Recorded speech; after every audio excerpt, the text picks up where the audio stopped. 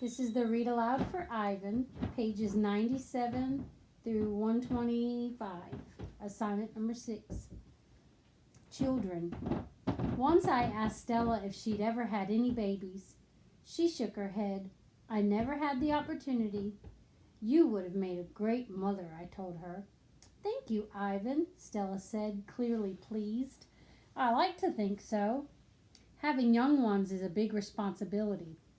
You have to teach them how to make mud baths, how to take mud baths, of course, and emphasize the importance of fiber in their diet. She looked away, contemplating. Elephants are excellent at contemplating. I think the hardest part of being a parent, Stella added after a while, would be keeping your babies safe from harm, protecting them. The way silverbacks do in the jungle, I said. Exactly, Stella nodded. You would have been good at protecting too, I said confidently. I'm not so sure, Stella said, gazing at the iron bars surrounding her. I'm not sure at all. The parking lot. Mac and George are chatting while George cleans one of my windows. George, Mac says, frowning, there's something wrong with the parking lot. George sighs. I'll take a look as soon as I'm done with this window. What's the problem? There are cars in it. That's what's wrong. Cars, George. Mac breaks into a grin. I think things are actually starting to pick up a bit. It's got to be the billboard. People see that baby elephant and they just have to stop and spend their hard-earned cash. I hope so, George says. We sure could use the business. Mac's right. I have noticed more visitors coming since he and George added the picture of Ruby to the sign. People crowd around Ruby and Stella's domain, oohing and eyeing at the sight of such a tiny elephant. I gaze out at the huge sign that makes humans stop and spend their hard-earned cash. I have to admit that the picture of Ruby is rather cute, even if she doesn't look like a real elephant. I wonder if Mac could add a little red hat and a curly tail to the picture of me. Maybe then more visitors would stop by my domain. I could use a few oohs and ahs myself. Ruby's story. Ivan, tell me another joke, please, Ruby begs after the 2 o'clock show. I think I may have run out of jokes, I admit. A story then, Ruby says. Aunt Stella's sleeping and there's nothing to do. I tap my chin. I'm trying hard to think, but when I gaze up at the food court skylight, I'm mesmerized by the elephant-colored clouds galloping past. Ruby taps her foot impatiently. I know. I'll tell you a story, she says. A real, live, true one. Good idea, I say. What's it about? It's about me. Ruby lowers her voice. It's about me and how I fell into a hole. A big hole. Humans dug it. Bob pricks his ears and joins me by the window. I always enjoy a good digging story, he says. It was a big hole full of water near a village, Ruby says. I don't know why humans made it. Sometimes you just need to dig for the sake of digging, Bob reflects. We were looking for food, Ruby says, my family and I, but I wandered off and got lost and went too close to the village. Ruby looks at me, eyes wide. I was so scared when I fell into that hole. Of course you were, I say. I would have been scared too. Me too, Bob admits, and I like holes. The hole was huge. Ruby pokes her trunk between the bars and makes a circle in the air. And guess what? She doesn't wait for an answer. The water was all the way up to my neck, and I was sure I was going to die. I shudder. What happened then, I ask. I'll tell you what happened, Bob says darkly. They captured her and put her in a box and shipped her off, and here she is, just like they did with Stella. He pauses to scratch an ear. Humans. Rats have bigger hearts. Roaches have kinder souls. Flies have... No, Bob, Ruby interrupts. You're wrong. These humans helped me. When they saw I was trapped, they grabbed ropes and made loops around my neck and my tummy. The whole entire village helped, even little kids and grandmas and grandpas, and they all pulled and... Ruby stops. Her lashes are wet, and I know she must be remembering all the terrible feelings from that day. And they saved me, she finishes in a whisper.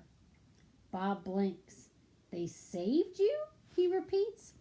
When I was finally out, everyone cheered.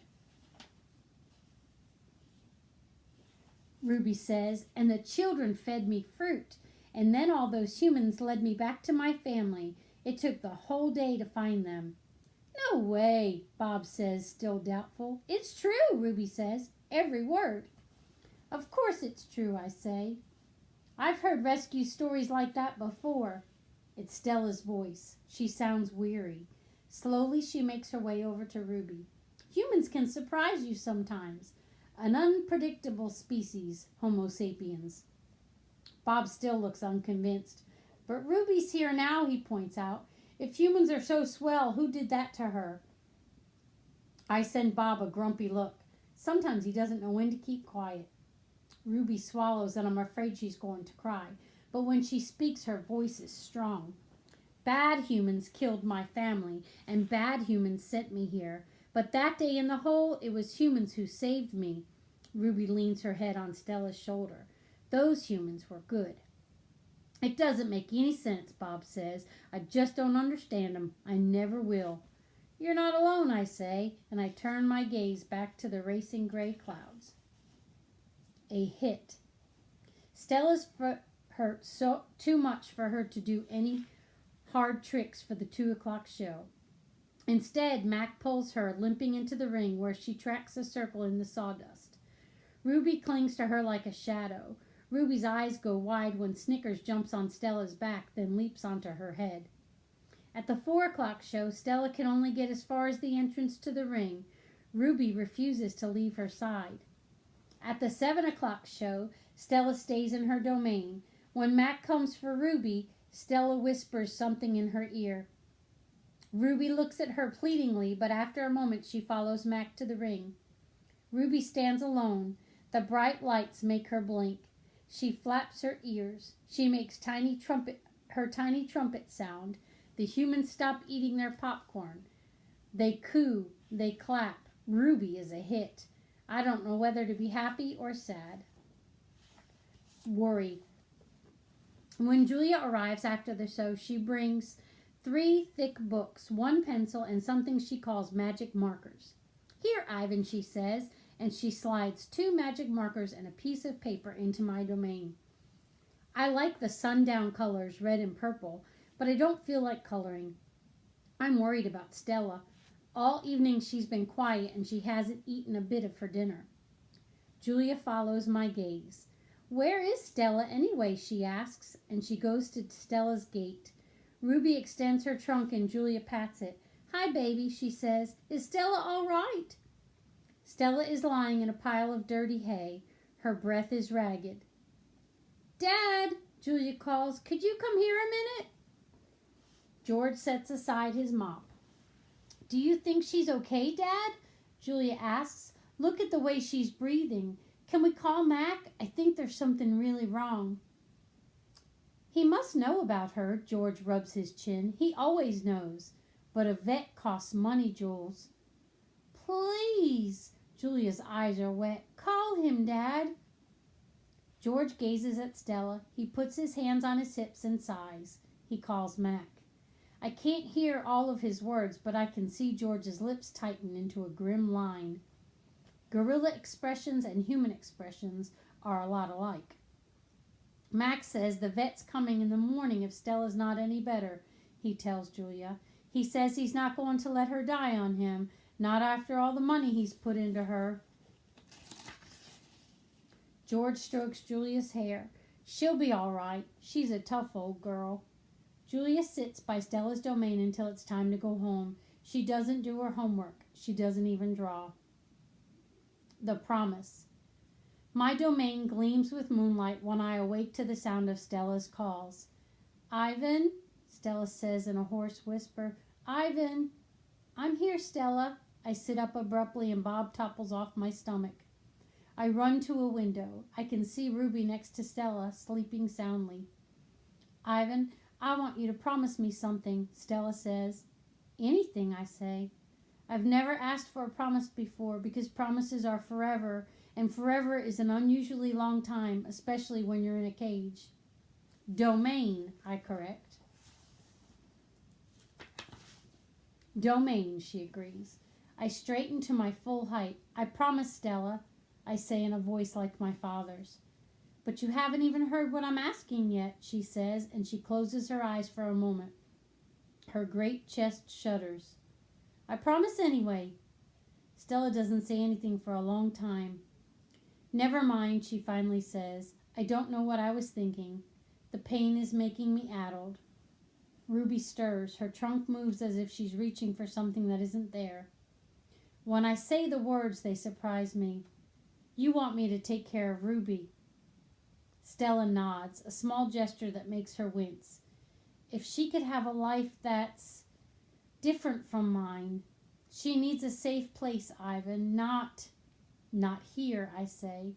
It would be easier to promise to stop eating, to stop breathing, or to stop being a gorilla. I promise, Stella, I say. I promise it on my word as a silverback.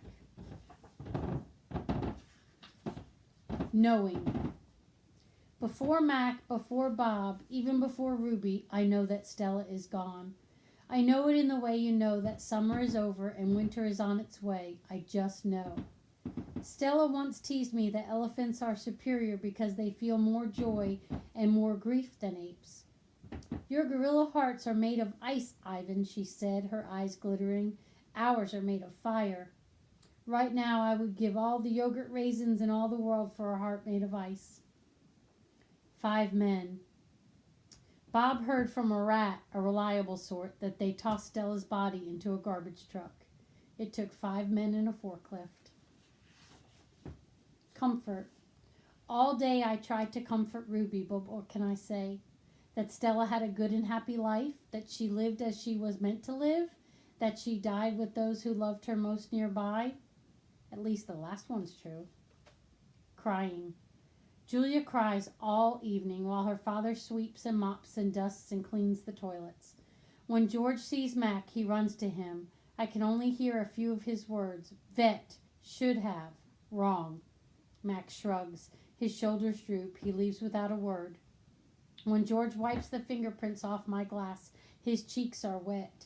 He doesn't meet my eyes. The one and only Ivan. When all the humans have left, I send Bob to check on Ruby. How is she? I ask when he returns. She was shivering, Bob says. I tried to cover her with hay, and I told her not to worry because you were going to save her. I glare at him. You told her that? You promised Stella, Bob lowers his head. I wanted to make the kid feel better. I shouldn't have made that promise, Bob. I just wanted... I point to Stella's domain, and for a moment it seems like I've forgotten how to breathe. I wanted to make Stella happy, I guess, but I can't save Ruby. I can't even save myself. I flop onto my back. The cement is always cold, but tonight it hurts. Bob leaps onto my belly. You are the one and only Ivan, he says, mighty silverback. He licks my chin, and he's not even checking for leftovers. Say it, Bob commands. I look away. Say it, Ivan. I don't answer, so Bob licks my nose until I can't stand it any longer. I am the one and only Ivan, I mutter. And don't you ever forget it, he says. When I gaze at the food court skylight, the moon Stella loved is shrouded in clouds. Once upon a time. All night, Ruby moans and sniffles. I pace my domain. I don't want to fall asleep in case she needs something. Ivan, Bob says gently, get some sleep, please, for your sake and for mine. Bob can't sleep unless he's on my stomach. I hear a stirring. Ivan, Ruby calls. I rush to my window. Ruby, are you all right? I miss Aunt Stella, Ruby sobs, and I miss my mom and my sisters and my aunts and my cousins too. I know, I say, because it's all I can think of. Ruby sniffles. I can't sleep.